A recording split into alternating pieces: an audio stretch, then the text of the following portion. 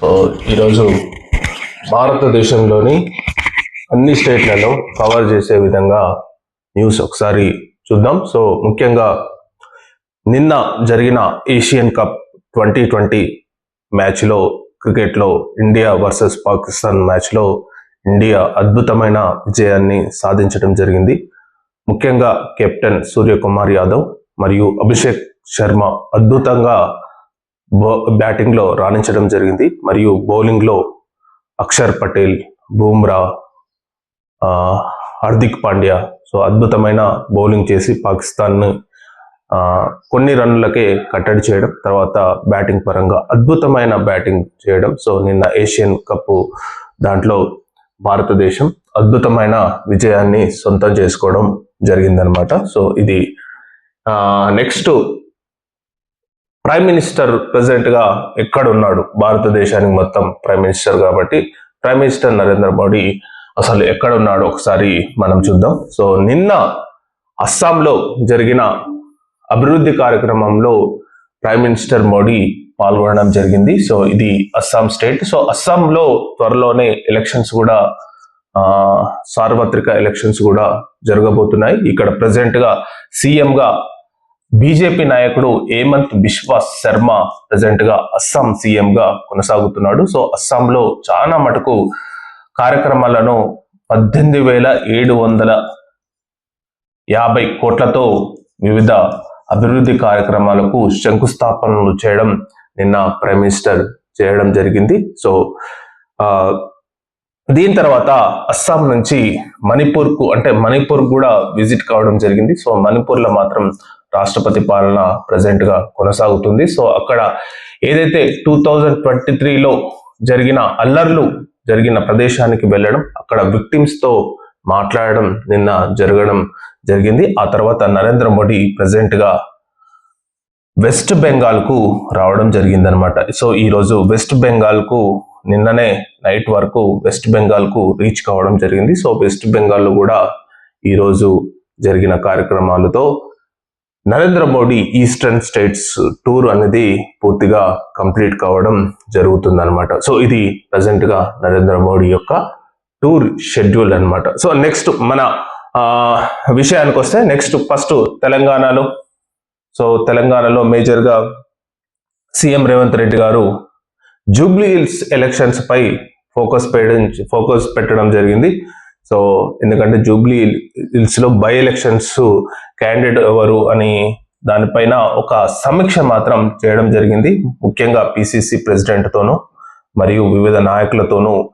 So ఈ selection of candidate మొత్తం హైకమాండే చూసుకుంటుందని చెప్పి అతను ఒక వ్యాఖ్యానం అయితే చేయడం జరిగింది. సో పోటీలో మాత్రం ఇద్దరు మేజర్గా నవీన్ యాదవ్ ప్లస్ బొంతు రామ్మోహన్ గౌడ్ ప్లస్ మాజీ ఎంపీ అయిన అంజన్ కుమార్ యాదవ్. సో ఈ ముగ్గురు పోటీ పడుతున్నారు ఈ సీట్కు. సో దానం నాగేందర్ మాత్రం నేను పోటీలో ఉండడని చెప్పి అతను చెప్పడం జరిగింది. సో ఇది మేజర్గా తెలంగాణలో ఈ ఎలక్షన్స్ పై బాగా కాంగ్రెస్ పార్టీ బాగా ఫోకస్ చేసింది అనమాట. నెక్స్ట్ ఇంకొకటి ఇష్యూ ఏంటంటే ప్లస్ 42% రిజర్వేషన్స్, 42% బీసీలకు ఇచ్చే రిజర్వేషన్స్ పై అసలు ఎలాగా చేయాలని చెప్పి ఒక విధి విధానాన్ని సెట్ చేసుకుందామని చెప్పి కామారెడ్డిలో ఒక సభను ఏర్పాటు చేయడం జరిగింది. కానీ అనివార్య కారణాల వల్ల ఆ సభను వాయిదా వేయడం జరిగింది. మరియు ఇప్పుడు హైకోర్టు మాత్రం ఒక తీర్పు ఇవ్వడం జరిగింది. సెప్టెంబర్ 30 వరకు ఎలక్షన్లే నిర్వహించాలని చెప్పి హైకోర్టు తీర్పు ఇవ్వడం జరిగింది. కానీ తెలంగాణ గవర్నమెంట్ మాత్రం ఆ దిశగా మాత్రం ఇంకా ప్రయత్నాలు చేయట్లేదు. మరి దీనిపై హైకోర్టు ఎలా స్పందిస్తుందో చూడాలి. ఎందుకంటే హైకోర్టు ఖరాఖండిగా చాలా సమయం ఇచ్చింది, 3 నెలల సమయం ఇచ్చింది. అంటే హైకోర్టు తీర్పు ఇచ్చి ఇప్పటి వరకు ఈ సెప్టెంబర్ 30 వస్తే 3 నెలలు. కానీ ఇంతవరకు తెలంగాణ గవర్నమెంట్ దానిపై కొంచెం కూడా ముందుకు తీసుకెళ్తలేదు. సో ఏమైనా అడ్మినిస్ట్రేటివ్ పరంగా ఎలక్ట్రల్ రోల్స్ కానీ ఎలక్షన్స్ సెంటర్స్ కానీ ఏదో ఆ అడ్మినిస్ట్రేషన్ పరంగా కొన్ని ముందుకు వెళ్తున్నాయి. కానీ సో అల్టిమేట్ గా నోటిఫికేషన్ ఇంకా రాలేదు, మరియు రిజర్వేషన్స్ ఖరారు కాలేదు. సో ఇవన్నీ ఖరారు కాంది. మరి హైకోర్టుకు మరి ఏ సమాధానం చెప్తుందో తెలంగాణ గవర్నమెంట్ పై ఒక పెద్ద పెద్ద ఉందన్నమాట. ఎందుకంటే హైకోర్టుకు సమాధానం చెప్పాల్సిన పని ఉంటుంది. లేకపోతే హైకోర్టు సీరియస్ గా తీసుకుందనుకో, డైరెక్ట్ ఎలక్షన్ కమిషన్కే మీరు ఎలక్షన్ నిర్వహించండి అని చెప్పి డైరెక్ట్ ఇచ్చింది అనుకో, అప్పుడు ఎంత పెద్ద ప్రాబ్లం అవుతుంది. కాకపోతే ఏంటంటే తెలంగాణకు ఆప్షన్ ఏంటంటే సుప్రీంకోర్టుకు వెళ్తుంది. సో సుప్రీంకోర్టుకు ఇట్లా, ఎందుకంటే లాయర్లకు విపరీతమైన ఫీజు చెల్లించే విధంగా వీళ్ళు కోర్టులకు ఇస్తున్నారు. మీరు ఒకసారి గమనిస్తే తెలంగాణ గవర్నమెంట్ లాయర్లకు చాలా ఫీజులు చెల్లిస్తుంది. ముఖ్యంగా నిరంజన్ రెడ్డికి చాలా ఫీజులు చెల్లిస్తుంది అని చెప్పి టీజీపీఎస్సీ అభ్యర్థులు, అదే గ్రూప్ 1 అభ్యర్థులు కానీ చాలా మంది చెప్తున్నారు. ఏంటంటే నిరంజన్ రెడ్డికి చాలా ఫీజులు చెల్లించి సుప్రీంకోర్టులో వాదిస్తున్నారని చెప్పి ఒక ఆరోపణ అయితే ఉందన్నమాట. సో ఇది తెలంగాణకు సంబంధించి. నెక్స్ట్ ఆంధ్రప్రదేశ్ కు సంబంధించిన విషయాలకు వస్తే, నేను నిన్న కూడా చెప్పాను, ఆంధ్రప్రదేశ్ లో ఉమెన్ ఎంపవర్మెంట్ అని చెప్పి ఒక ప్రోగ్రామ్ నిన్న జరగడం జరిగింది. సో దానికి ఓం బిర్లా అటెండ్ కావడం జరిగింది. ఇంకొకటి ఏంటంటే మేజర్ గా నిన్న జేపీ నడ్డా, బీజేపీ ప్రెసిడెంట్ అయిన జేపీ నడ్డా నిన్న ఒక సభలో పాల్గొనడం జరిగింది. ఎందుకంటే బీజేపీ ఆంధ్రప్రదేశ్ లో ఎదగాలని ప్రయత్నిస్తున్నారు. సో అదిగా క్రమంలోనే నిన్న వాళ్ళు ఒక సభ పెట్టుకోవడం జరిగిందనమాట. సో ఇది ఒక ఇష్యూ. ప్లస్ ఇంకొకటి ఏంటంటే హైకోర్టుపై ఒకరు కోర్టులో కేసు వేయడం జరిగింది. ఏంటంటే డిప్యూటీ సీఎం అయిన పవన్ కళ్యాణ్ మరియు deputy CM Pawan Kalyan photo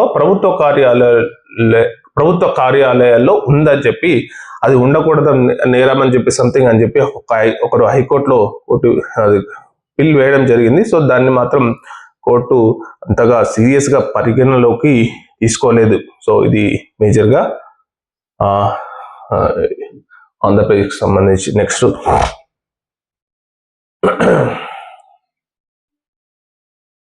next తమిళనాడుకు ఒకసారి వద్దాం. సో తమిళనాడులో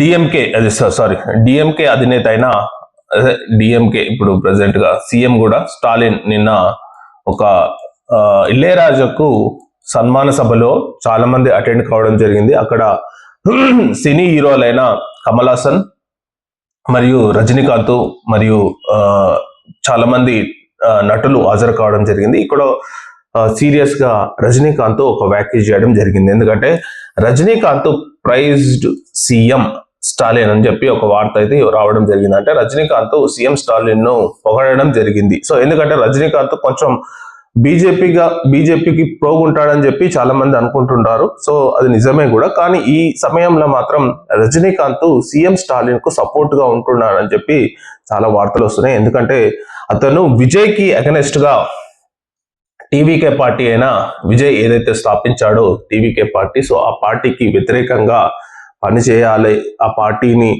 అని చెప్పి రజనీకాంత్ మనసులో ఉందని చెప్పి చాలా మంది అనుకుంటున్నారు. సో ఇది ఒక పెద్ద ప్రెసిడెంట్ గా ఈ సభలోనే సీఎం స్టాలిన్ ను ఇళయరాజాకు భారతరత్న ఇవ్వాలని చెప్పి ప్రపోజల్ కూడా పెట్టడం జరిగింది అనమాట. ఇది మేజర్ గా తమిళనాడుకు సంబంధించి. ప్లస్ టీవీకే పార్టీ అధినేత అయిన విజయ్ ప్రజెంట్ గా యాత్ర అనేది కొనసాగుతుంది అనమాట. నిన్న 2 రోజుల క్రితమే ఒక యాత్ర స్టార్ట్ చేయడం జరిగింది. ద ఫస్ట్ యాత్ర అనమాట. ఎందుకంటే ఆయన పార్టీ పెట్టిన తర్వాత పెద్ద సభలోనే నిర్వహించిండు. సో ఇప్పుడు ప్రజెంట్ గా యాత్ర ద్వారా తన పార్టీని ప్రచారంలోకి తేవాలని చెప్పి తిరుచి అనే ప్రాంతం నుంచి ప్రారంభించడం జరిగింది. సో అది కొనసాగుతుంది. నెక్స్ట్ కేరళ.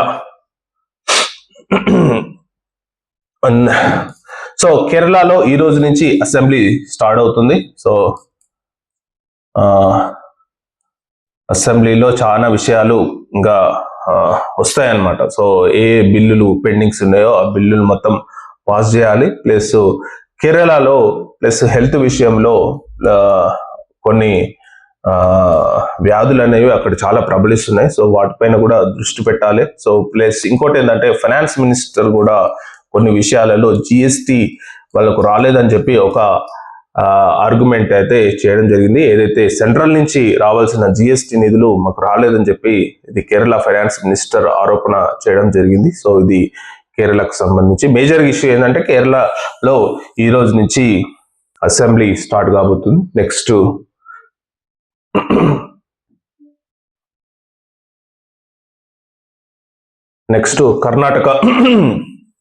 కర్ణాటకలో సేమ్ అది తెలంగాణలో ఏదైతే సర్వే చేసిరో సేమ్ అదే సర్వేను కర్ణాటకలో కూడా చేస్తున్నారు. సో ఒక అన్ని కులగణన, సో దీన్ని మనం కులగణన అన్నాం తెలంగాణలో, వీళ్ళు కూడా క్యాస్ట్ సెన్సెస్ లెక్క ఒక సర్వే చేయడం జరిగింది. దాదాపు 1,72,000 మంది టీచర్లు దీనికి ఉపయోగిస్తామని చెప్పి డిప్యూటీ చీఫ్ మినిస్టర్ శివకుమార్ చెప్పడం జరిగింది. ఎందుకంటే ఏదైతే తెలంగాణలో కులగణన ఏదైతే చేసిందో సేమ్ మోడల్ ను కర్ణాటకలో కూడా అవలంబిస్తుంది. ఎందుకంటే రెండు కాంగ్రెస్ పాలిత రాష్ట్రాలే కాబట్టి దీని ద్వారా దేశానికి ఒక మెసేజ్ ఇవ్వాలని చెప్పి రాహుల్ గాంధీ ప్రయత్నిస్తున్నట్టు తెలపడం జరిగింది.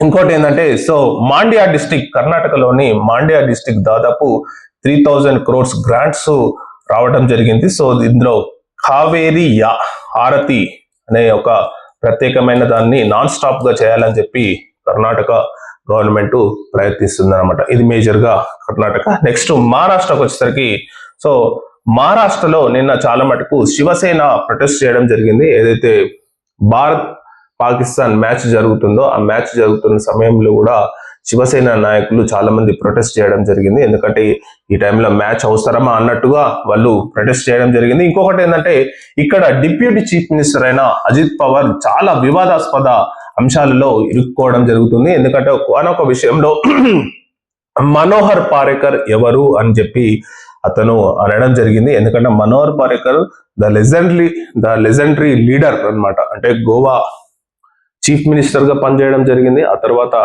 డిఫెన్స్ మినిస్టర్ గా కూడా పనిచేయడం జరిగింది. సో అద్భుతమైన నాయకుడు. The one and only IIT నుంచి సెలెక్ట్ అయిన, ఐఐటి చదువుకొని చీఫ్ మినిస్టర్ అయిన క్యాండిడేట్ ఉండే అనమాట. ఆయన ఒక్కడే నాకు తెలిసి.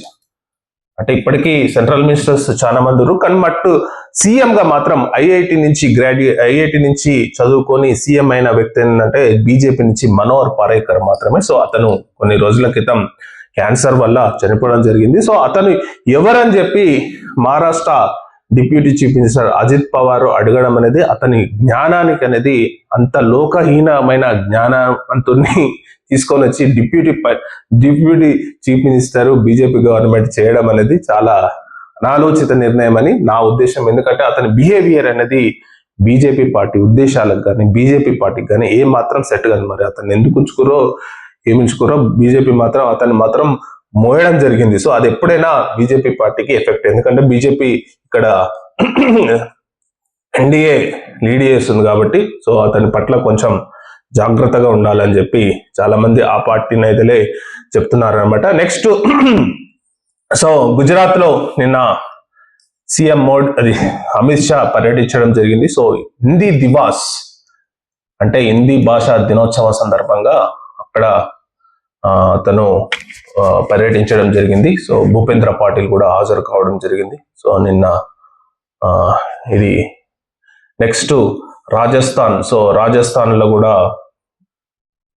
భజన్ లాల్ శర్మ సో ముఖ్యమంత్రి. సో ఈ స్టేట్ లో కూడా కొన్ని ప్రభుత్వ కార్యక్రమాలు చేయాలని చెప్పి ఆ పార్టీ నిర్ణయించడం జరిగింది. మేజర్ గా మాత్రం ఒక బిల్లును తీసుకురాబోతుంది. ఏంటంటే, సో ఇతర మతాలకు వెళ్ళే రిలీజియస్ యాక్ట్ బిల్ ఆఫ్ అని 2000 రిలీజియస్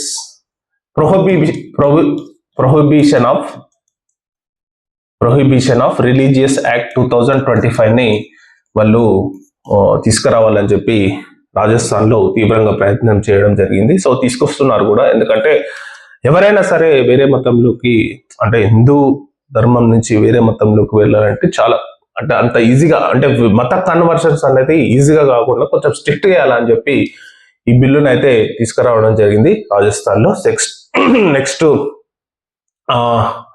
నెక్స్ట్ మధ్యప్రదేశ్ లో ట్రైబల్స్ కు ఒక సరికొత్త ప్రోగ్రామ్ ను తీసుకురావడం జరిగింది. If I'm not wrong, tribal కు మిట్టల్ సంథింగ్ పేరు కరెక్ట్ కావచ్చు, తప్పు కావచ్చు, ఐఎమ్ నాట్ షూర్. సో కాబట్టి ఏంటంటే ఇక్కడ మేజర్ గా ఏంటంటే ట్రైబల్స్ ను లీడర్లుగా చేయడానికి ఇక్కడ ఒక ప్రయత్నం మాత్రం జరుగుతుంది. సో మధ్యప్రదేశ్ లో. So better to expand Chhattisgarh also. So ఎందుకంటే ట్రైబల్స్ ఎక్కువగా ఉంటారు, ఛత్తీస్గఢ్, ఒడిస్సా కూడా. సో ఈ 3 స్టేట్స్ లో ట్రైబల్స్ ఎక్కువగా ఉండే ప్రాంతం అనమాట. సో జార్ఖండ్ కూడా. సో ఈ 4 స్టేట్లలో ఇంప్లిమెంట్ చేస్తే చాలా బాగుంటుందని చెప్పి మన అభిప్రాయం. నెక్స్ట్ బీహార్ లో లుకలుకలు, ఎందుకంటే ఇక్కడ ఆర్జేడీ ఏదైతే ఉందో తేజస్వి యాదవ్ ఉండో కాంగ్రెస్ కు అలయన్స్ తోనే పెట్టుకోవాలని చెప్పి బీహార్ ఎలక్షన్స్ కు ముందుకెళ్లడం అని అనుకున్నారు. కాకపోతే ఏంటంటే ఇక్కడ ఆర్జేడీకి ప్లస్ కాంగ్రెస్ కు పడట్లేదని చెప్పి ఒక వార్త అయితే రావడం జరిగింది. ఎందుకంటే ఇక్కడ ఇతను నిన్న ఆర్జేడీ చీఫ్ తేజస్వి యాదవ్ అన్ని స్థానాలలో మేమే పోటీ చేస్తామని చెప్పి ఒక వార్త అయితే ఇవ్వడం జరిగింది. సో అది మరి కొంచెం అంత రిలేషన్స్ మాత్రం అంత బాగాలేవు ఇప్పుడు ప్రజెంట్ గా మాత్రం. మొన్నటి వరకు అయితే రాహుల్ గాంధీ, తేజస్వి యాదవ్ మరి ఓట్ చోరీ అనే కార్యక్రమంలో చాలా మంది బీహార్ మొత్తం తిరగడం జరిగింది. మరి సడన్ గా ఏమైందేమో కానీ ఆర్జేడీ నేత మేము మొత్తం బీహార్ లో మేమే పోటీ చేస్తామని చెప్పి అనడం అనేది నిన్న జరిగింది అనమాట. సో అదొకటి నిన్న మేజర్ గా. నెక్స్ట్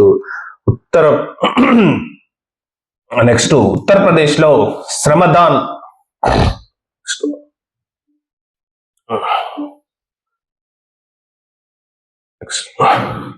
ఉత్తరప్రదేశ్ లో శ్రమదానం అనే కార్యక్రమాన్ని స్టార్ట్ చేస్తున్నాం. శ్రమదాన్, సో ఇది నాకు తెలిసి ఉమ్మడి ఆంధ్రప్రదేశ్ లో ఉన్నప్పుడు చంద్రబాబు నాయుడు సీఎం గా ఉన్నప్పుడు ఈ కార్యక్రమాన్ని ఆంధ్రప్రదేశ్ లో ఇంప్లిమెంట్ చేయడం జరిగింది. సో ఇదే దాన్ని ఉత్తరప్రదేశ్ లో స్టార్ట్ చేయడం జరుగుతుంది. సో ఎందుకంటే అక్కడ స్కూల్స్ ను క్లీన్ గా ఉంచాలని చెప్పి ఎవ్రీ సండే శ్రమదానం చేయాలని చెప్పి అక్కడ గవర్నమెంట్ మాత్రం ప్రయత్నించడం జరిగింది. ఇంకొకటి ఏంటంటే ఇది ఉత్తరప్రదేశ్ స్టేట్ 2047 వరకు $6 ట్రిలియన్ ఎకానమీగా తయారు చేయాలని చెప్పి ఒక విజన్ డాక్యుమెంట్ మాత్రం తయారు చేయబోతుంది. ఇక్కడ మనం గమనిస్తే ప్రతి స్టేట్ 2047 కోసం ఒక విజనరీ డాక్యుమెంట్ గా తయారు చేయబోతుంది. మనందరికి తెలిసిందే $3 ట్రిలియన్ ఎకానమీ తెలంగాణ ఒక ప్రపోజల్ ఉంది. $2.4 ఎకానమీగా ఆంధ్రప్రదేశ్, సో $5 ట్రిలియన్ గా కర్ణాటక, సో తమిళనాడు. సో ప్రతి ఒక్క స్టేట్ ఒక 2047 వరకు ఒక $1 trillion $X trillion $Y trillion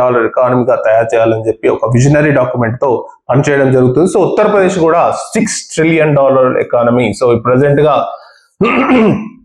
$6 trillion economy కోసం సో యోగి ఆదిత్యనాథ్ ఒక ప్రపోజల్ అయితే ఒక విజనరీ డాక్యుమెంట్ మాత్రం రిలీజ్ చేయబోతున్నాడు. So next Uttarakhand. So Uttarakhand లో కొండ చర్యలు చాలా విరిగి పడడం జరిగింది. సో అక్కడ చిన్నపాటి నిర్భయ లాంటి కేసు కూడా జరగడం జరిగింది. సో దాన్ని రీఓపెన్ చేయాలని చెప్పి చాలా మంది ప్రొటెస్ట్ చేస్తున్నారు. సో నెక్స్ట్ హర్యానాలోకి వచ్చేసరికి హర్యానా సీఎం అయిన నయీబ్ సింగ్ సాయిని ఒక కొత్తగా ఎడ్యుకేషన్ పాలసీని తీసుకురాబోతున్నాడు. సో దీనికి నేషనల్ ఎడ్యుకేషన్ పాలసీకి అనుగుణంగా హర్యానాలో స్కూల్స్ ను విద్యాలయాలను సో అభివృద్ధి చేయాలనే ఉద్దేశంతో ఒక కొత్త ఎడ్యుకేషన్ పాలసీని మాత్రం ఇంప్లిమెంట్ చేయబోతున్నాడు. నెక్స్ట్ పంజాబ్ లోకి వచ్చేసరికి పంజాబ్ లో చాలా విలేజెస్ అంటే ఏదైతే వాటర్ వల్ల అంటే దెబ్బతిన్నాయో దాదాపు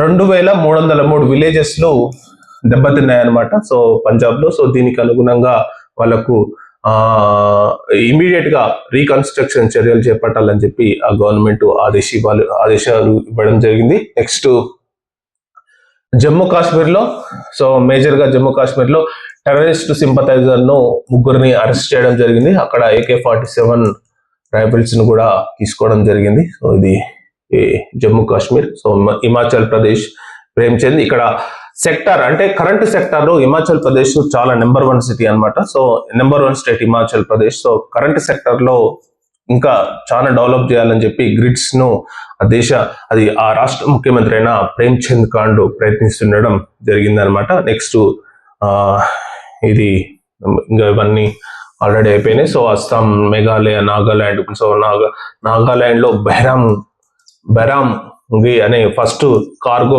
ట్రైన్, ఇది నేషనల్ ట్రైన్ కు కనెక్టివిటీగా ఏర్పాటు చేయబోతున్నారు. సో ఇది మేజర్ గా. సో ఇదండి మేజర్ గా all India states news. So thank you very much.